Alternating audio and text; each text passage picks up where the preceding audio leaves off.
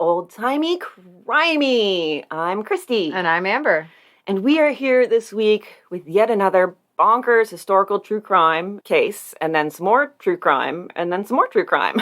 There's all the true crime. There is a great amount of crime in this particular case. There is. These people couldn't stop criming. They were criming left and right. It's fun to crime sometimes. You know what criming is? If it's your hobby, you may as well just go for it. Yeah, sometimes you gotta crime. Have fun criming. So we actually have a couple of updates on previous cases. Which is amazing. I'm so excited about this. Doing a historical true crime podcast, it's so rare that you get any sort of updates. But in the past week, 2 listeners have reached out to us to tell us about cases we've covered and some new information. Which is awesome. It's incredible. So, okay, first we were contacted by Larry Miller. And this was in regards to the Charley Ross case. We did several episodes back. I think it was like in the fall-ish.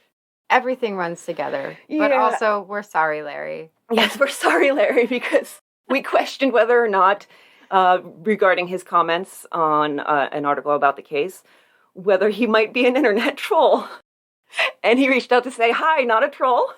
And he is not a troll. He is a real person and not messing with us at all. No. So thank you, Larry, and we're sorry. Yes, but he enjoyed the troll comment, he said. He and his wife both laughed at it. So he reached out because he had commented about, if you recall in the Charley Ross case, there was a man whose name first was Nelson Miller, and then if I'm kind of going by the seat of my pants with recollections here, but he changed it to Gustav Blair, and then later claimed to be Charley Ross, the young boy who had been kidnapped in 1874. And then there were some court battles about it, and the court actually deemed him Charley Ross because Charley Ross's brother didn't show up to the trial, hearing whatever it was. Well, Larry has confirmed that through DNA, they were able to establish that Nelson Miller / Gustav Blair / says he's Charley Ross was in fact a Miller. So not a Charley Ross. Not a Charley Ross. So thank you, Larry, for that amazing update. And if you want more information on that, they have a website that they've built, the family has. It's charleyross.com, CharleyRoss. And the link will be in the show notes and will hopefully work. For some reason, half of my links have been active in like Spotify, and half of them are just words with no link. It's aggravating. I need to fix it. But yeah, so that was amazing, and you should go check out the website and the information, especially if you're interested in that case. So there was that, and then we were reached out to. This was also another exciting email to get. I was very thrilled. We were reached out to by Jessica, and she said that, I'll just read the email. Last summer, my father, cousin, and I traveled to find more about our genealogy. We found out tons of information about our family. We discovered that we are related to the Germond murder. Now, if you remember, that was the one I know when we did that one, because it was Thanksgiving Eve was when the murder was. So we did that one around Thanksgiving. We traveled to the house and were greeted by the homeowner. She showed us outside and where the road used to be. She also brought us into the milk barn and where the bodies were found. This got me. She never senses anything creepy in the house, and actually her family honors the family every Thanksgiving Eve. Aww. That just, it fills my heart to know that this family is still remembered and honored on what was such a tragic date.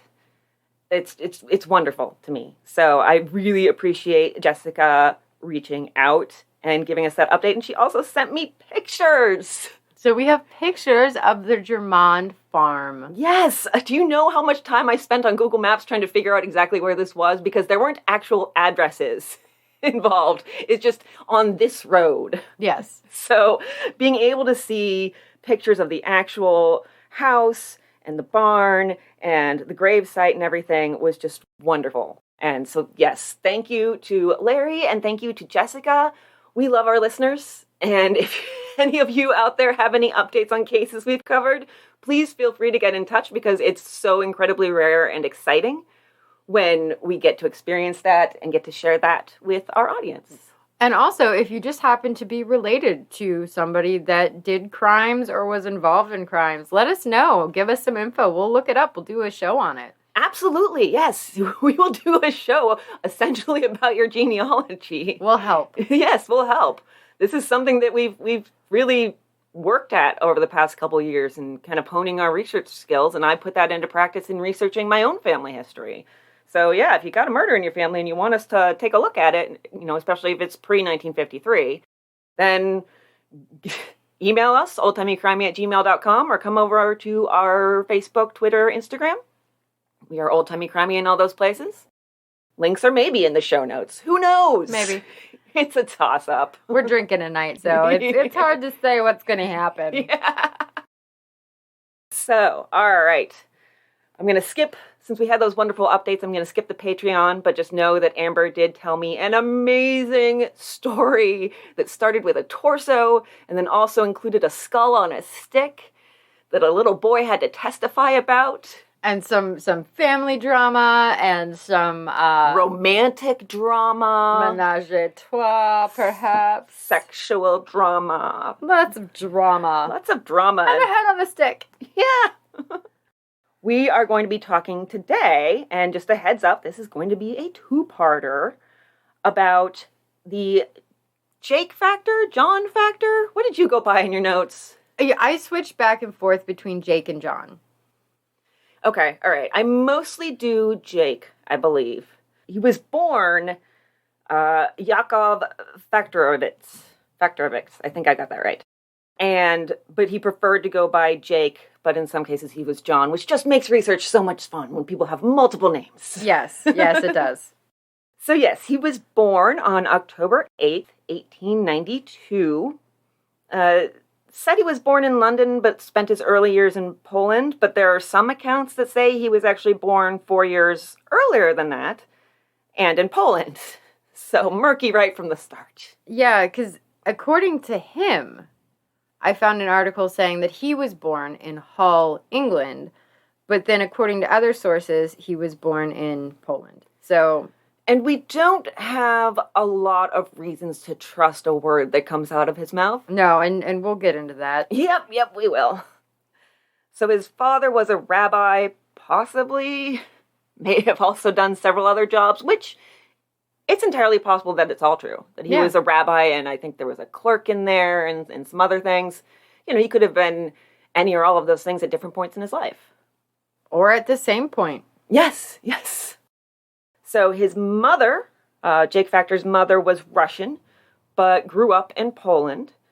He was one of 10 children, possibly the second youngest, with one sister coming after him. And as his mother was his father's second wife, this includes some half-siblings. For instance, he had a half-brother who was 15 years his senior. So kind of a little blended family there. So that half-brother and Jake Factor were both trained as barbers from an early age, to the extent that eventually his name would become Jake the Barber. Jake the Barber. Which he hated. Oh, did he? He despised it to the extent that he would bribe reporters not to use that name in their articles. Oh. The Chicago Tribune was one that I don't think took bribes. They used it quite frequently, if I remember correctly. Because fuck that guy. Right?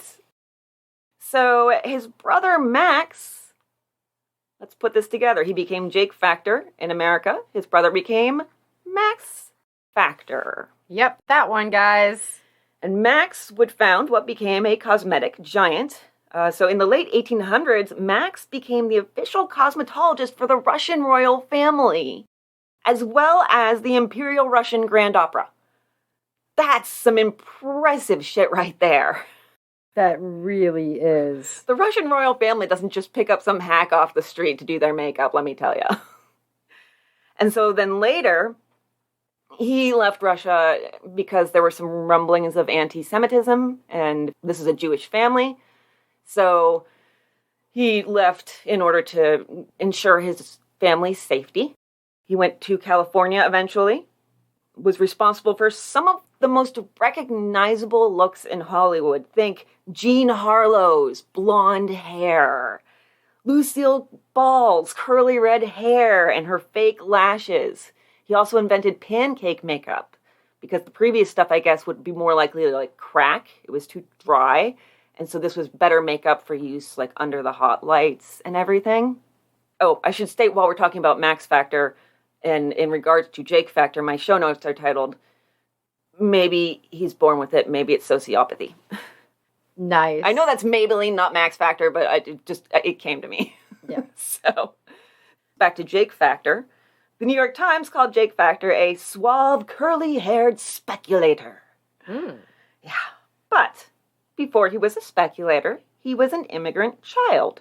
With his parents moving the family to the U.S. in 1904, he was 12 at that point, if we believe most accounts of when he was born.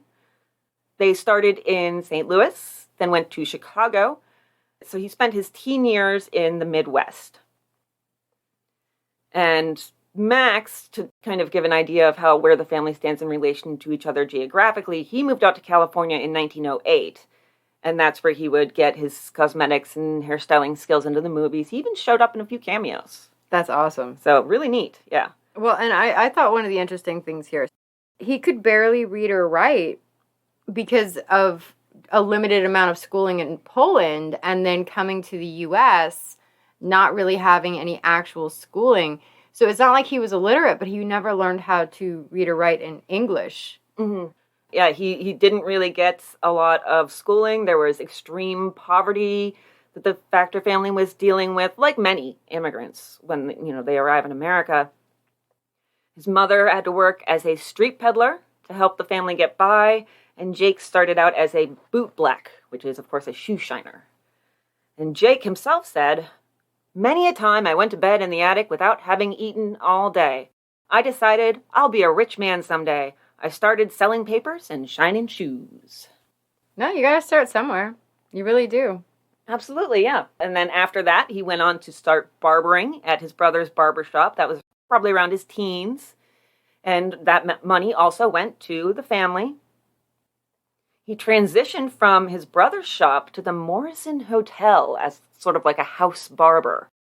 And the clientele there is pretty posh and powerful.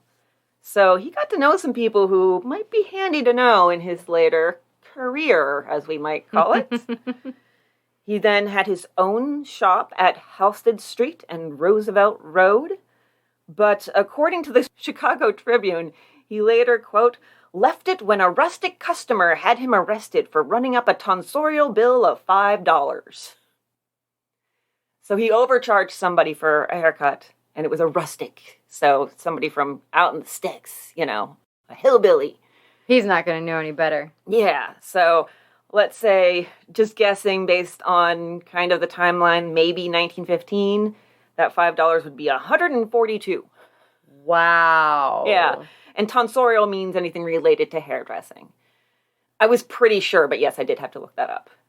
I think the reason I was pretty sure is because the monk's fringe that they have is called a tonsure. Oh. So that was where I got that connection. Etymology is fun! And so in 1913, Jake had a son, Jerome, and was married. Began his family. And then this next section of my notes, my heading is Bond. Fake Bond. Right. I am just in love with my own hilarity.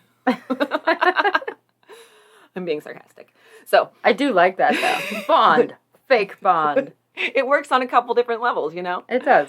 So, barbering is nice to pay the bills and all, but he wanted to be a rich man. And even with all this tonsorial overcharging, barbering still won't make you really rich. Stock fraud will make you rich. Absolutely. It'll also get the feds interested in you, probably. And that did happen in 1919. Jake Factor had a federal indictment against him for stock fraud. His way of resolving this was to just say, okay, I'll give the money back. And the feds actually dropped the indictment and closed the case, and he went on his merry way. Must be nice. Yeah, right? I mean, you can just resolve everything by making people whole and not have to do any sort of punishment in return for your wrongdoings. I mean, I guess the people who get their money back are happy, I suppose. But Yeah.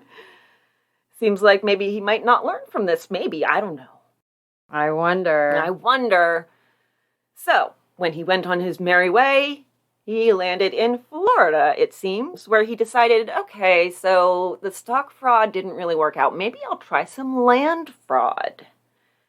So he sold what he called improved lots. I mean, maybe a lot being completely underwater is an improvement if you like swimming. As opposed to what? Yeah. Well, before it was swamp. Now it's just under the water. Yes. So yes, there were more indictments coming up for those in 1922 and 1923, but once again, nothing came of those, and that kind of just fluttered away into the wind as far as newspaper coverage was concerned. Well, I mean, the people pressing charges probably were eaten by alligators, and that would help. There you go. Yeah. Sure. That's the answer. Solved the case. Solved it. All right, guys, it's been fun. Have a great day. Pack it up. He also committed some mail fraud somewhere. I'm not sure where he was at this point, but he picked up 2 indictments for that.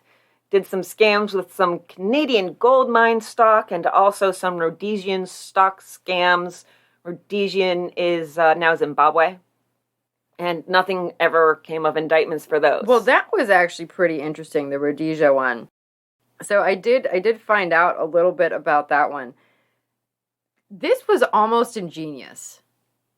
When he bought Broad Street Press, which was a conservative financial journal, then made the employees boost the Rhodesia copper and gold shares.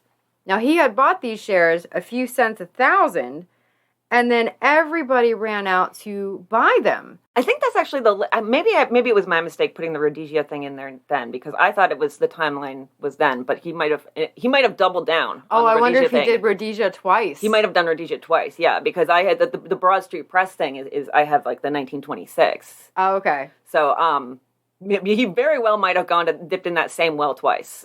Oh my! It would not surprise me at all. He's like, well, it worked before. He might have, yeah. He might have just printed out a bunch of coupons and been like, this isn't even real shit. Whatever. Yeah. Let's just do it. We're going to sell it. I made it myself. Bond. Fake Bond. I colored them in with crayon. It's legit. So, yeah, he does really make a lot of money and not see any punishment at this point. He eventually ended up back in Chicago, had a 14-room apartment in one of the swankiest areas of the city called the Gold Coast. Yeah, you know if it's called the Gold Coast. That better be truth in advertising there. So, he didn't like sticking around in one place too much because, you con too many people in one place that starts getting, so you have to head somewhere else. So he moved to England in 1924. And he did do the Rhodesia thing twice. Okay, all right. He did it twice. Yeah. I didn't even realize. I didn't realize either. We're going to have Rhodesia showing up again in a couple years here. So at this point, it's 1924, and he got big into penny stocks. Now, he established what's known as a boiler room operation, where it's basically kind of like high-pressure sales on cold-called clients, and it usually involves investments that are on the more questionable side. Everything that came away from this man was questionable. That is very true, yes. He was the first Nigerian prince. He was, yes. So how this worked was he sold a stock where you only had to invest as little as £2. That's about $170 US today. But, of course, you could invest more. That was just the minimum. And you would do that, and the stock would then return dividends of 7 to 12%. So for reference, let's say the current dividend for stock in Lowe's Home Improvement is 1.10%. There are some stocks with big dividends. There's a real estate investment trust called Chimera Investment Corp, which definitely sounds like a scam, but is real. At least I hope, because I put in an order for shares after seeing how big the dividends are. Chimera definitely sounds like not real. That definitely sounds like a fly-by-night operation, but fingers crossed it's not. They currently have a dividend of 9.1%. But that's, as far as I know, I'm not an expert in stocks. I dabble here and there. that's considered a rarity as far as, returns of dividends are concerned. So just as an example, for Jake Factor's stock, let's say you invested £100 in 1923 money. That's about $840 today. You could expect a dividend of £7 to £12. So we'll go sort of middle of the road with £10. That's about $840 today. Nice. So a pretty good return. So to get a good start, Factor did pay out some dividends at first. What that did was increased word of mouth about the quality of this investment and how happy people were with it, which brought more investors to him. So then he started really raking it in, and my understanding is that he just took the money. Didn't even invest it in anything, just took the money, skipped town, and headed to France with about 500,000 or 41 million today. Wow. He wanted to be a rich man. He was a rich man. Wow. So like a lot of people who run scams like this, he counts on one thing. Embarrassment. Embarrassment and shame. People are going to be ashamed of having been tricked, having been bilked. It'll make them look stupid.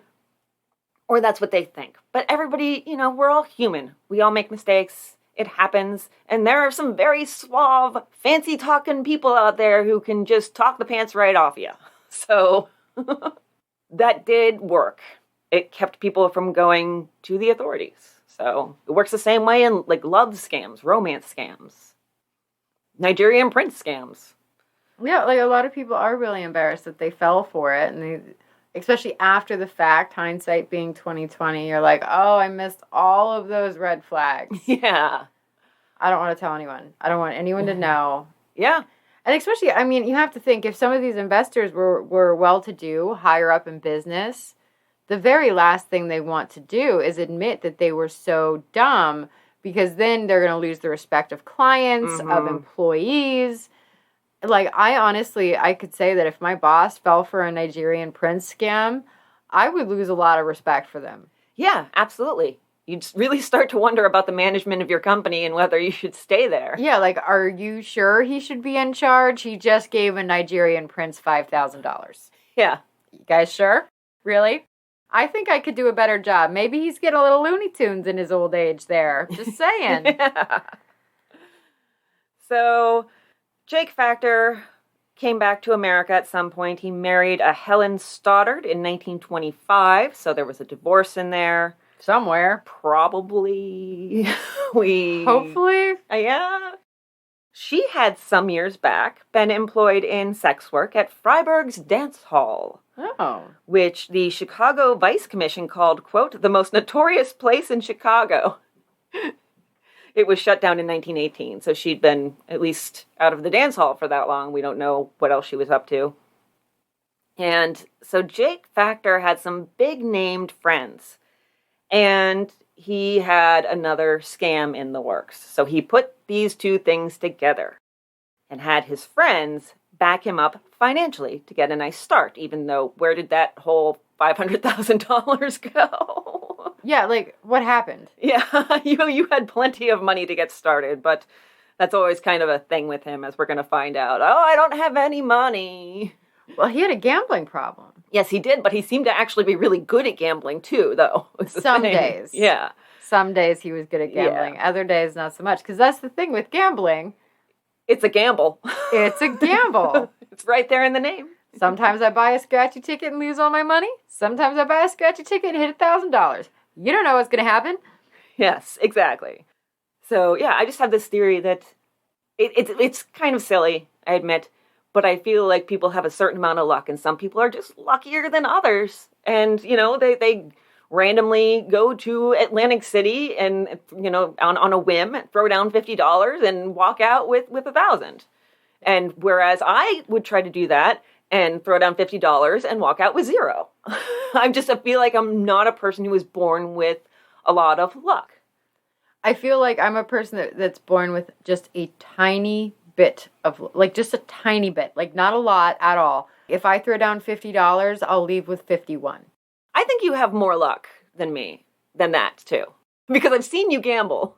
And you do pretty well. I do pretty well some days, but there are other days that I don't do so well. Yeah. But I would say overall I am up on, like, across the board. Mm-hmm. I don't really lose money, but I also don't gamble a lot. So, like, I'll have a day where I go out and I'm like, let's go crazy. So I went to Vegas for a week one time. And I was working as a waitress, and I had just a shit ton of change. Mm-hmm.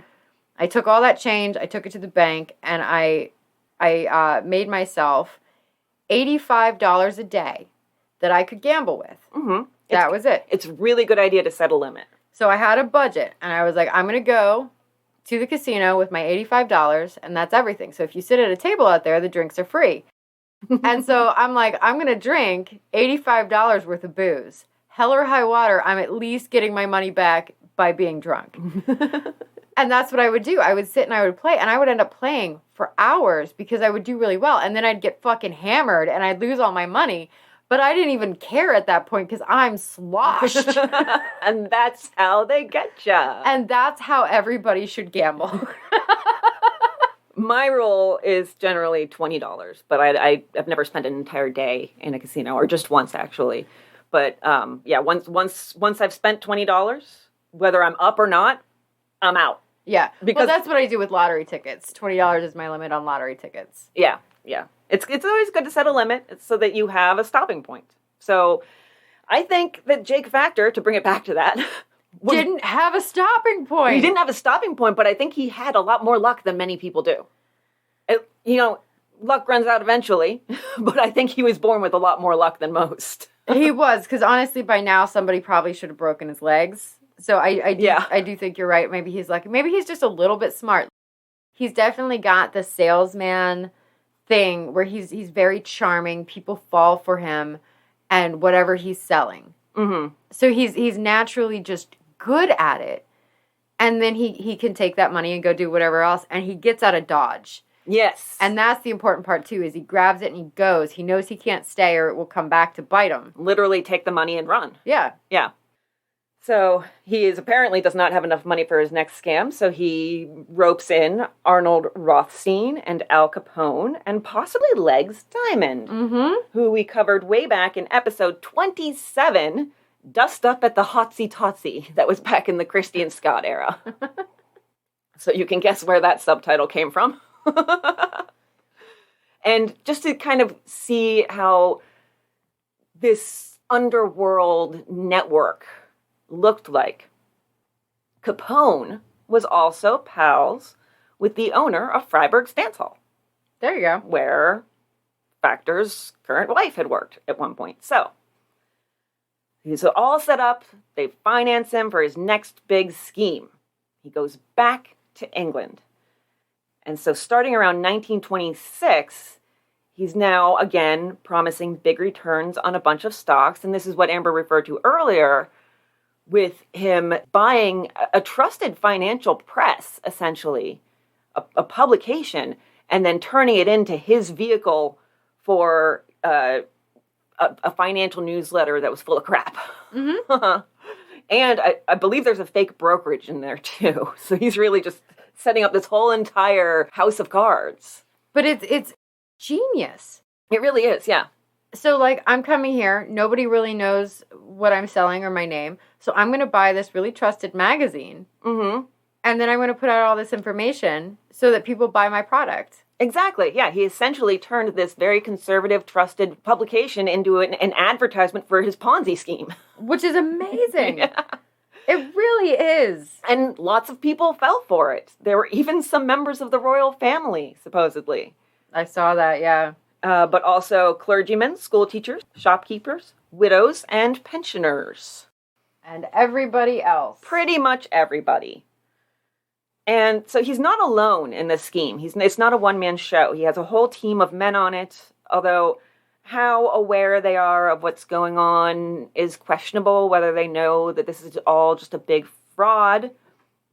Then he did another round, and this time it was more of a pump and dump scheme, or at least with that as a starting point. So he had another newsletter just called Finance. It had a couple different names that I saw in different places, but one, I was going with Finance.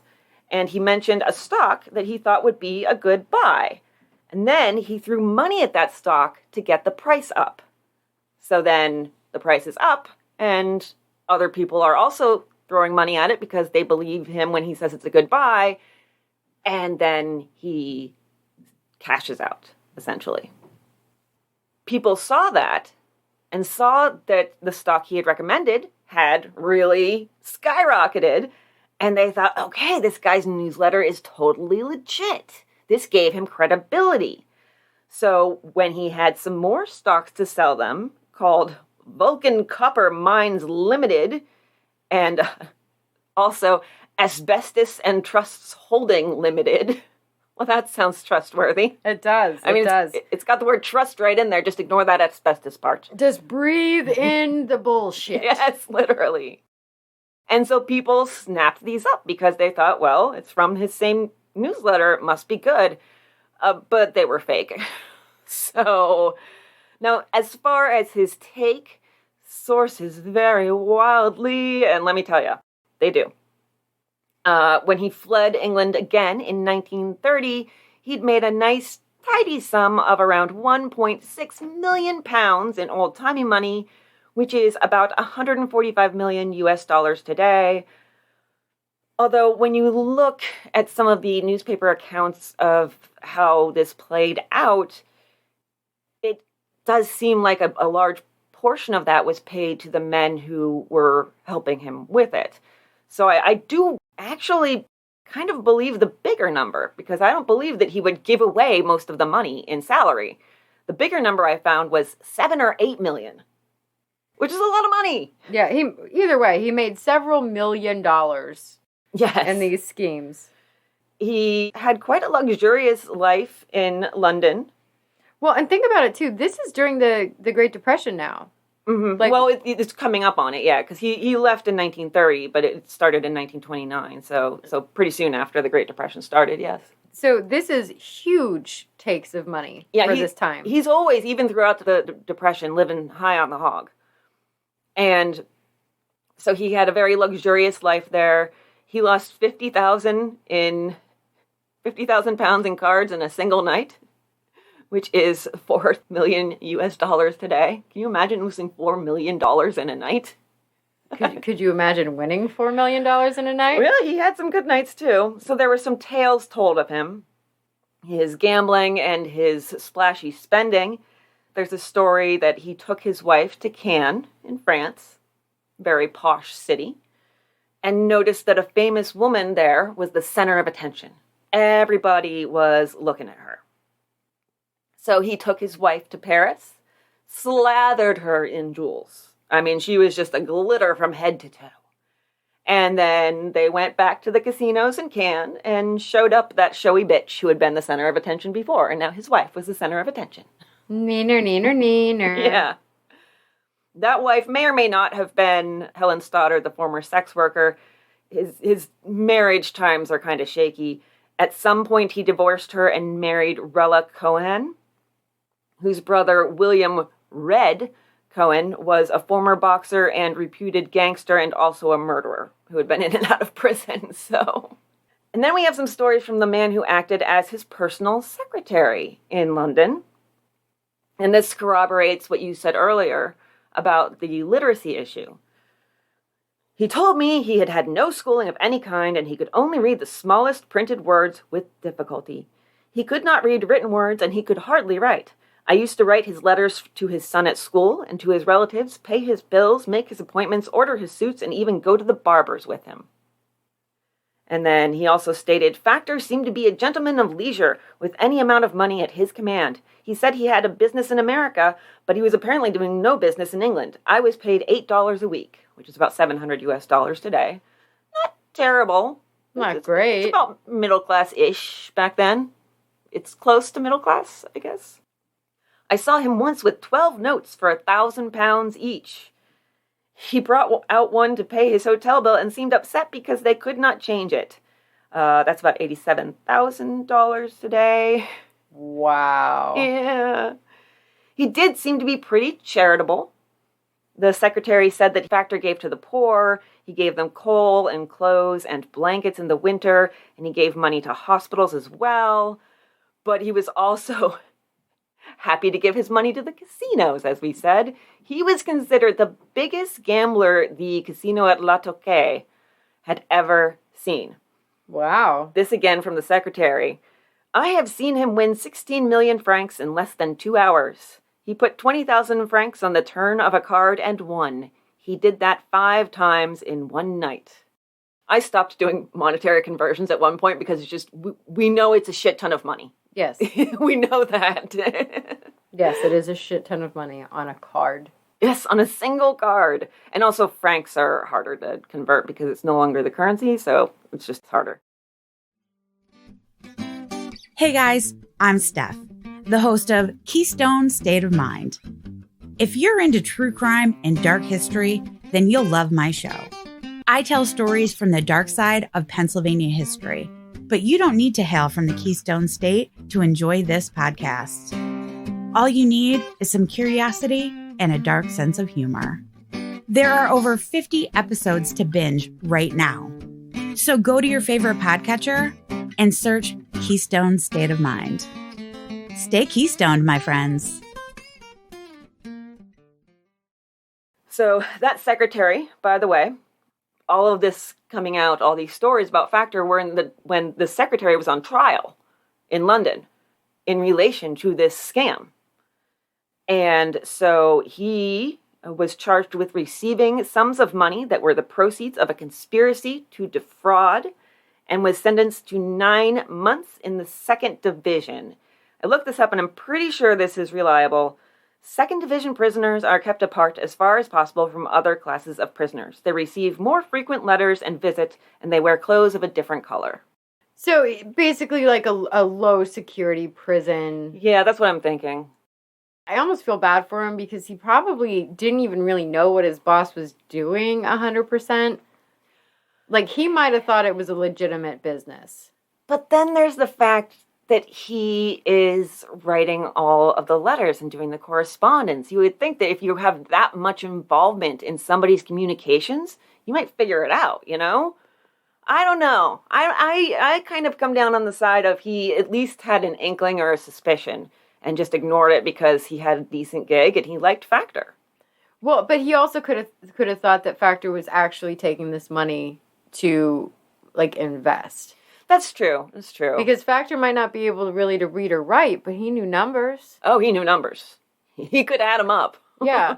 So there is a real possibility that he thought it was legitimate, and since Factor knew numbers, he probably thought Factor was doing that on his own without his help. Yeah, it's entirely possible. We don't know one way or the other. 9 months in 2nd-tier prison. Okay. Yeah, I mean, it's not a terrible sentence. That's not bad. So where is Factor while all this is going on and, you know, his secretary and other men are being convicted? Oh, he skipped off to Monte Carlo, where he rigged the tables before hightailing it out of there and going back to the U.S. So there were rumors that he had betrayed. He had double-crossed Legs Diamond. Dun, dun, dun. And because of that, there was a price on his head. But he wouldn't have to really worry too much about that for very long because Legs Diamond died in December 1931. Meanwhile, like I said, his co-conspirators back in England are getting busted, and there is a trial in which he's named and tried in absentia. Oddly, I couldn't find very much about that in the papers. There were really a lot of details about this personal secretary's trial. Yeah. And nothing about the trial of Jake Factor in absentia. Well, because nobody showed up. Well, true, yeah. His conspirators got a variety of short sentences. One got 3 years penal servitude. One got 18 months hard labor. One got 12 months hard labor. I mean, they're short sentences. They're not great because it's, you know, hard labor. That's no fun. Yeah. It's right there in the name. It's hard. Probably come out looking buff and stuff. Maybe. Or rough. Probably both. Yeah. And so in his trial in absentia, Factor got 24 years, and in early 1932, he actually was in Chicago, and he was sent to jail pending extradition to England. He, of course, managed to get out of jail, likely on bail. Probably had a card. Yeah, he probably did. Here, I made this. It says I get out of jail free. Yep. Made it with a crayon. And so he's appealing this extradition. And in October 1932, the appeals court said, nope, off you pop. Have fun in England. Meanwhile, he's still in the stock game. And then in the middle of that, there's a little note about his lucky wheat deal, which I was like, what? Is he buying wheat now? But no, it's wheat stocks specifically. And in the Chicago wheat pit, as they called it. He apparently made a killing. 200,000 pounds, which is just, will again go with a shit ton of money today. A shit ton of money today, yes. He's continuing to appeal the extradition, meanwhile, and the Supreme Court granted him that right. The court heard oral arguments in the case on April 16th, 1933. And that was a big day for Jake Factor. That was a big day. Not just because of the oral arguments, but he also received a very startling, I'm sure, piece of news. He found out that his son, Jerome, who is 19 at this point, had been kidnapped. And this was the top headline in the Chicago Tribune and front page news across the country. So let's talk a little bit about Jerome. Jerome was a junior at Northwestern. He had lived with his mother, who is Factor's first wife, who's now Mrs. Leonard Marcus. And no, they never tell us what her actual name is. She doesn't need a name. No, she's a lady. So he lived with his mother in an apartment in Rogers Park, Chicago, on Lunt Avenue.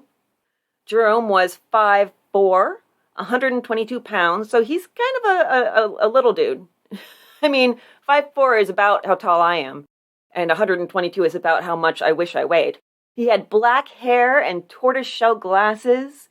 He had gone to Morgan Park Military Academy, where he was a cheerleader. Oh, there you go. There was even a picture in the newspaper of him in his cheerleading days. Cheerleading used to be manly. You know what, though? So now it's all about TNA. This actually makes sense to me, though, because my husband is a gymnast, right? Mm-hmm. When you get involved in gymnastics at an early age, you tend to be shorter. Yeah. So Marcus is 5'3". And so him being 5'4" makes sense. If he was a gymnast and a cheerleader, he was probably stunted in growth, but really muscular. And the top of the pyramid. You put the light person on the top of the pyramid, is what I'm saying. You do put the light person, but usually men are at the bottom just because they have the stronger upper body strength. But it was a military academy, so it was all men. Oh, it was all men. Okay, so he was the twink of the academy. Oh, dear God. Okay, dear God. I see where we're at with our hierarchy. He's the twink. Yeah. He's at the top of the pyramid, Amber. I bet he is. So, in 1933, at the time of his kidnapping, he was in pre-law, something like that, at Northwestern, active in college dramatics and debating, and he was a member of the Tau Delta Phi frat. And so he has all this family drama going on at the time with his father's extradition hearings, and he was said to be very interested in them, to the extent that he attended every hearing in 1931, and there were a lot, and he worried so much about his father's fate that he lost 5 pounds during this time period. He couldn't stand to lose anymore. I mean, really. Jake Factor had seen his son less than a week prior to the kidnapping, when the two got together on Passover to hand out 3,000 baskets to the less fortunate on the city's west side. So, this kidnapping. It's a regular old Wednesday night. Jerome was out with a friend, having dinner, seeing a movie. Around 11 p.m., Mrs. Marcus, his mother, and a family friend were in the apartment, and they thought they heard someone scream, "Mother," from the building's courtyard. They looked out and saw nothing, so they thought everything was fine. Now, there's a garage parking area nearby, and the attendant, James Hood, said that he'd seen Jerome coming home in his fancy car to the parking garage just before 11 p.m. Hood said that he was asked to take Jerome home and then return the car to the garage. So we're fancy enough that we cannot let this young man walk like 3 blocks. No, Daddy's rich. Why would I walk that far? Yeah, right? Hood reported, "As we drove up to the apartment building where Factor lived, I noticed a Ford sedan containing one man coming from the west and going in the direction of Sheridan Road." Now, that intersects with the avenue that Jerome lived on, so he'd be passing by the apartment building. Hood said he didn't see anyone else. He just dropped the kid off and watched him go into the courtyard and then drove away. When Jerome still wasn't home the next morning, Mrs. Marcus got worried. She looked around the courtyard. She found several cigarette butts and a dirty cotton handkerchief. And then Jake Factor returned home from D.C., where he'd been preparing for the hearing, although he told the Chicago Tribune in what they themselves called a dramatic interview that he didn't know about the kidnapping until he came home from D.C. He came home from D.C. and found out. It wasn't that he found out in D.C. and then came home. The kidnappers sent a ransom note to Factor that read, "Mr. Jack Factor, if you want your son Jerome home, you will do as you are told. Get $50,000 in old money in small denominations. Have it ready on short notice. Do not notify police or we send him home in parts. Be ready to follow instructions on a minute's notice. It's up to you. Do you want your son or your money?" Ooh. Send him home in pieces. Let's send you his ear. Factor said there was no way he could scrape up $50,000 and that everyone exaggerated how wealthy he was. Quote, "I couldn't raise that much in 6 months. 2 or 3 years ago, it would have been easy, but now it's out of the question. I had to dissolve a $2 million trust fund, which I established for my wife and sons, to pay $1.3 million in settlement of the civil claims of the English investors. And the long fight in the courts over the extradition matter has cost me a fortune."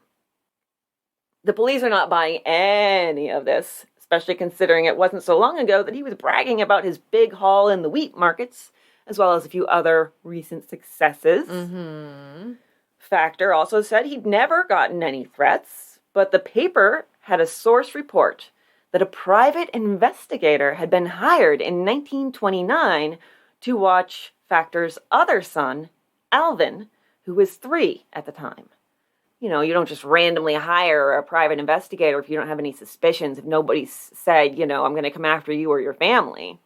Also, he's pissed enough people off. Yeah, well, he's pissed enough people off. And also, we've done several cases of these kidnappings around this era. This was really the kidnapping era. Yeah, literally, one of my sources was all about kidnappings in this specific year. Yeah.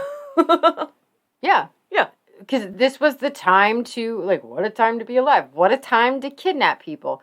And it makes sense that he put protection on his 3-year-old, thinking that that would be the target. It's the obvious target because 3, you're not going to be able to really protect yourself. You're not going to, be driving your own vehicle. And I feel like a 19-year-old would be a lot harder to kidnap, or should be. Yeah, agreed. Maybe he should have got him into wrestling and not cheerleading. Well, the thing is that the story changed in the press. It started off with, there have been no threats. And then it became, a PI was hired for Alvin. And then it became, there were so many threats recently that Factor was planning to pull Jerome out of school. There you go. So this story was constantly shifting. And so it's hard to know what was really true. So now the Chicago Police, the State Attorney's Office, and the Bureau of Investigation, which will, of course, one day become the FBI, were all involved. If you remember the Lindbergh baby case, that had made it a federal crime to send an extortion letter through the mail. So now we've got the feds all up in here, too. Mail fraud. Mail fraud. Mail. Fake mail. Mail. Fake mail. And so the cops, according to the Tribune, were like, hey, you know your gangster brother-in-law? Well, maybe we can just use him as a go-between, which doesn't seem like maybe they're taking it seriously.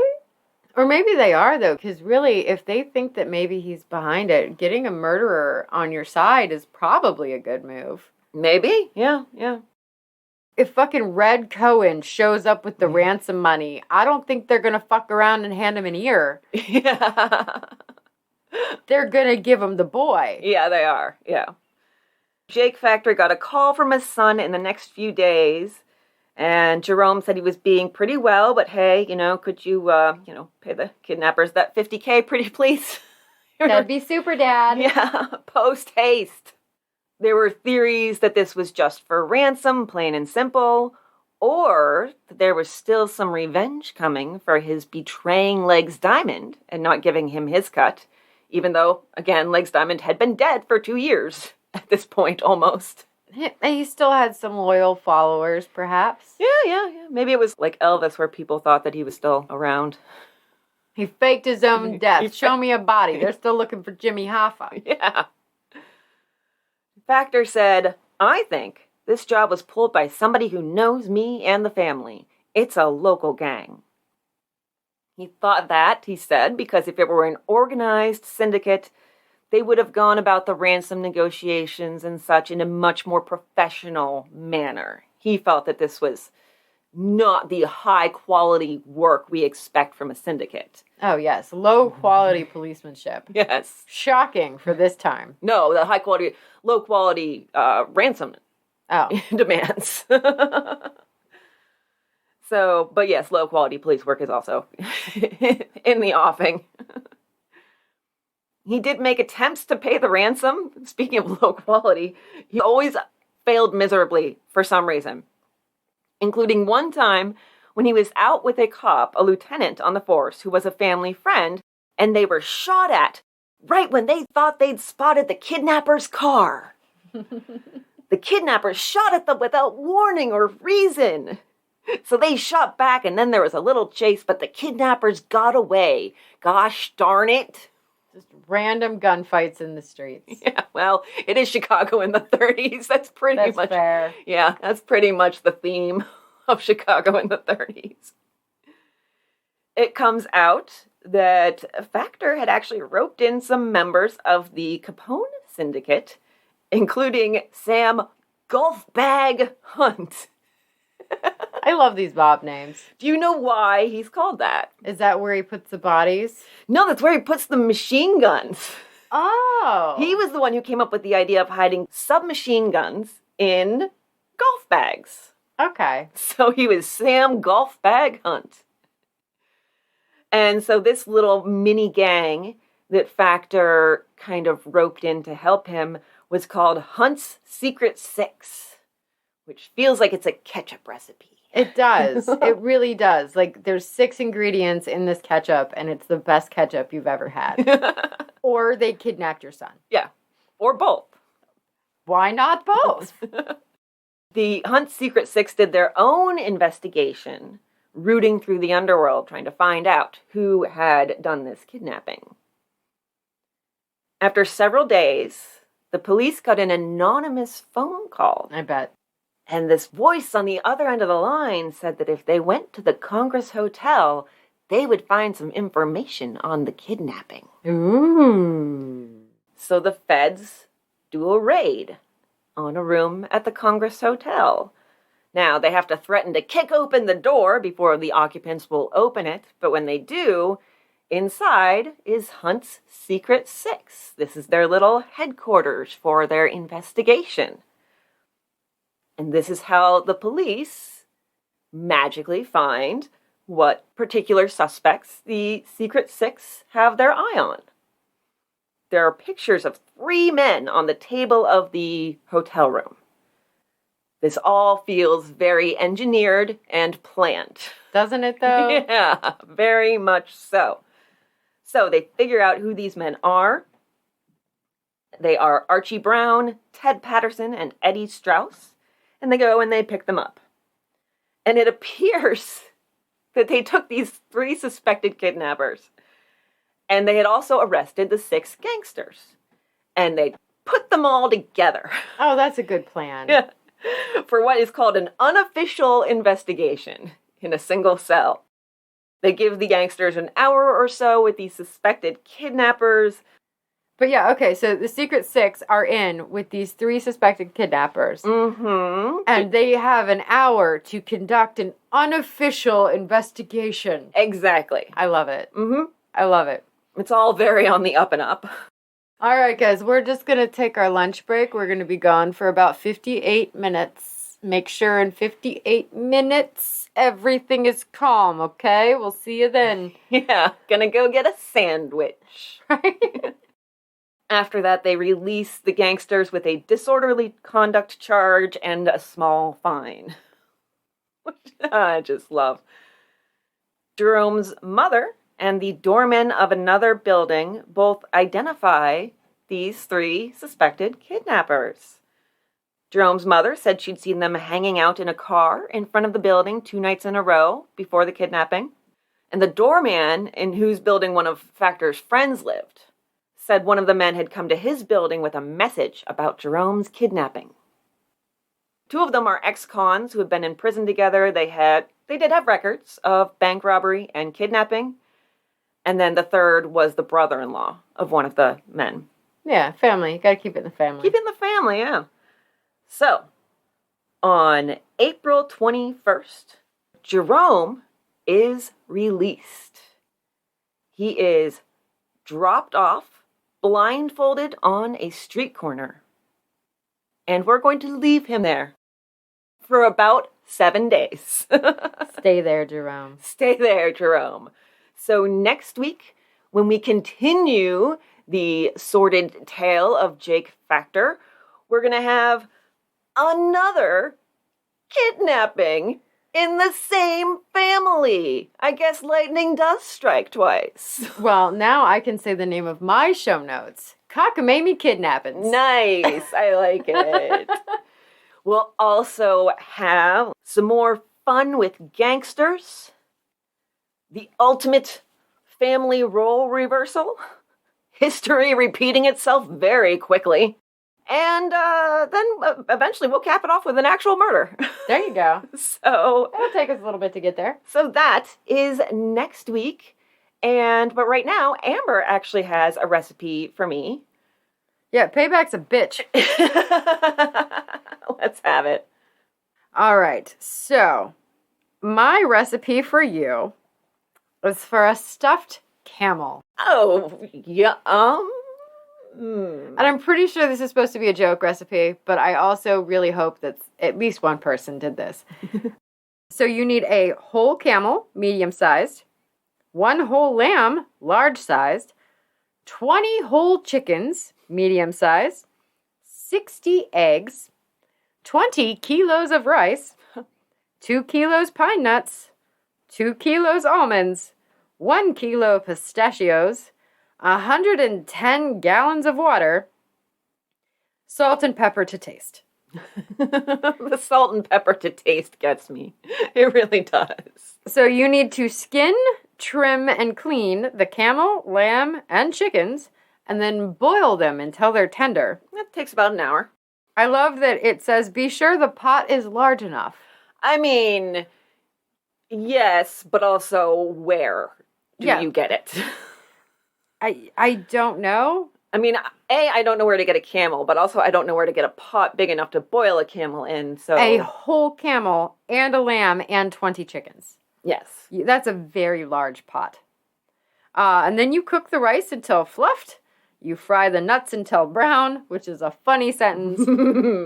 And you mix the brown nuts with rice. Hard boil all 60 eggs and peel them. That's a lot of hard-boiled eggs. Oh, can you imagine the stench? Uh-huh. And then you stuff the chickens with the eggs and rice. There is something so horrible about stuffing chickens with their young. They're hard-boiled young, yes. They're hard-boiled young. It is disturbing. And then you stuff the lamb with 5 of the chickens and some more rice. You stuff the camel with the lamb and more rice. and then broil in a large oven. Spread the remaining rice on a large tray and place the camel on top. And then decorate with the remaining stuffed chickens. Oh, yes. We're going to decorate with stuffed chickens. That's what we're going to do. That's what I'm going to do at my next party. I'm just going to decorate the whole house with stuffed chickens. Yep, and this will serve between 80 and 100. So, that is your recipe of the day for stuffed camel. Having it at my next party. There you go. Just got to find a camel and... a really big pot. Gigantic pot. I mean, even Potato Fest, the guy with the big tureen of potato soup would definitely not fit a whole medium-sized camel, or it would fit maybe its rump. That's a lot of stuffing things and other things. Yeah, it is, yes. It's definitely an interesting recipe. I do agree that it has to be a joke, but I also do agree that I hope somebody tried it. So, all right. Don't forget about our Patreon, patreon.com/oldtimeycrimey. Link is maybe in the show notes. More things to untangle. And we already talked about the social media. You can put us on a Spotify playlist, along with some of your other favorite true crime episodes, and share that on our social media. You can also now rate us on Spotify. So go over there and give us that 5 stars, if you want. I'm not going to put a gun to your head and kidnap you. Not yet. We also have over on Good Pods a tip jar, and there's our PayPal. You can, over at PayPal, use the email address oldtimeycrimey@gmail.com, and that will also get you a shout out on the show. And we have merch. We have the new logo on the t-shirts and everything. Ah, yeah! That would have been at the top of the show if not for our lovely listeners sending in actual updates, which is somehow more exciting than new merch. It's way more exciting than new merch. It was so cool. I screenshot things and I'm sending them to Amber. I'm like, look what's happening. So yeah, and tell your friends about Old Timey Crimey. If you like it, they'll like it. Share us. Share us with the world. Share us with everybody. Share us with everybody. You made it sexy and I made it creepy, is what just happened there. Well, anyone that knows me knows that my sexy is sometimes creepy. So, it works both ways. It does, yes. All right, Amber, what you doing? I'm going to have some creepy sex. I don't know with who yet, but I'm gonna hop to it and let's get weird. You're going to share it with everybody. Share my love. I can't help but do the bush thing. Gynecologists just need to share their love with women all over the country. Oh my God, I'm sorry. Are you stoned? I wish I was stoned. I think that would maybe help. You've had a rough week. It's been a lot of week. Everything. It's been a lot of week, yes. No, I have a lot of crap. And by crap, I mean horrible shit coming at work. And it's going to be a really interesting week. And so, yeah, just work, more work, all the other things. But yeah, but then we're going to have a white elephant party here, which is exciting. And I have some really weird presents. I have really weird presents too. It's always awesome to see what the gang comes up with for white elephant. We're a bunch of sick fuckers. There's been some really amazing shit and some really, really, really ridiculous shit. Oh, it's awesome. Yes. Still my favorite remains when Yuri gave, I was the one who opened this. And oh, that was amazing. Of course, we put a limit. I think back then it was $20. And he bought $18 worth of bubble wrap, a long roll of it. So I'm just unrolling and unrolling and unrolling this bubble wrap. And when I get to the end, inside is a pen, a couple of Hershey's Kisses, and 35 cents, I think, which rounded out to the $20. Don't forget there was also glitter wrapped up in the bubble wrap. How could I forget the glitter? Because I ended up vacuuming during my party. Yeah. There was, of course, glitter that got all over my house, and so I was vacuuming. And, somebody actually, believe it or not, did steal that present from me. I believe it was Beast, because she wanted to wrap herself up in it and then roll down the hill. Yes. That is accurate, yes. Yes. So yes, we're looking forward to that. And I'm getting my shots this week. Hooray! So I'm eager to see what happens there, although they say the first 3 to 5 days after, your pain may increase. And that just sounds great. So we'll see how that goes. So yeah, that's what I'm doing.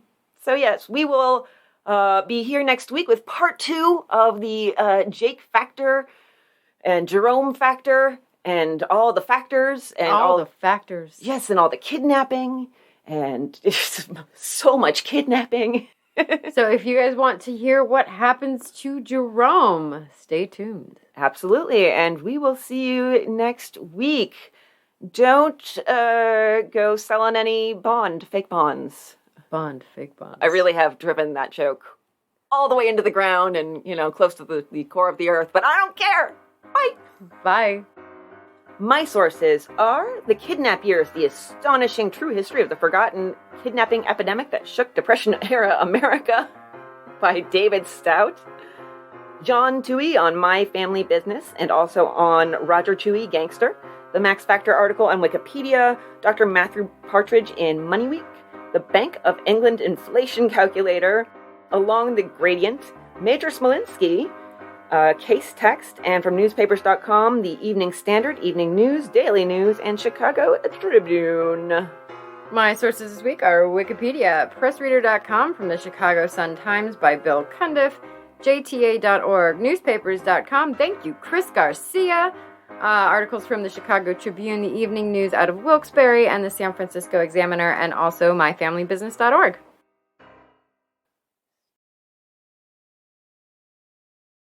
If you remember, it's getting to that point. It's the blah, blah, blah point. Well, that's fine. I'm going to open my other coffee. Okay, there you go.